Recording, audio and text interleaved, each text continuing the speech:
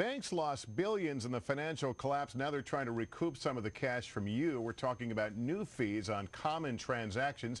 Here with what you need to know is Nicole Lapin, anchor of CNBC's Worldwide Exchange. Nicole, good morning. It's Very great good to morning see you. to you. Thanks. It's a lot of this is because there have been new restrictions regarding banks and what they can charge us. So they're now finding new ways to recoup that cash. Do you know what whack-a-mole is? Yeah, of course. So the federal regulators come in and they squash these big fees, which is great for you and I, the consumer.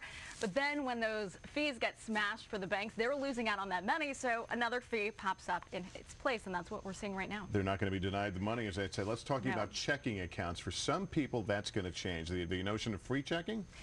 I wouldn't say that gone are the days of free checking, but definitely gone are the days when banks are using that as a buzzword to lure people in. So now we're seeing that lessen a little bit. About 2/3 of banks still offer free checking. Washington Mutual is switching to fee checking, though, from free checking next month. Bank of America is also testing this out. $6 to $9 for basic checking is what they're starting out with, $9 to $25 for the bells and whistles. But again, if you do have a basic minimum balance, or let's say you have a mortgage there, these fees are totally avoidable. A lot of folks have tried to manage their money by using debit cards more effectively, spending as they go.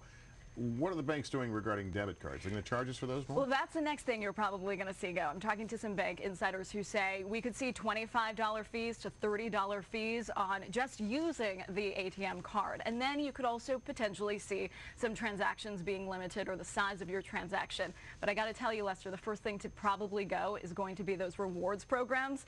You know, the miles, all the perks, all the good stuff.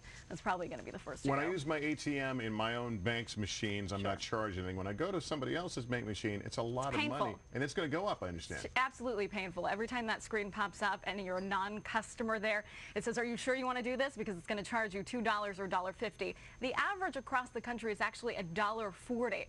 So I would say look to that. There could be some incremental increases there next time you head up the ATM, and of course the ones that you don't bank with. And what does that mean for the consumer in terms of what bank kind of bank we should be using? There is a boycott going on now. I think this is a little bit extreme to boycott the big banks in favor of the online banks like the HSBCs of the world, the INGs, the credit unions, the regional banks that don't impose these fees. But I have to say something that might not make me very popular. It is totally 100% completely avoidable. It's not the bank's fault entirely. $620 every single year is what you and I pay on average for totally avoidable fees. Nobody asks you to go to how do we get around them, ATM. then? I mean, you go to your own bank's ATM. You think ahead. Nobody asks you to overdraft on your checking account. I mean, those are the consumer's fault. So if you get your own financial life together, you can avoid a lot of these consumer fees. beware then. Absolutely. Nicole Lapin, great to have you on. Thanks very much.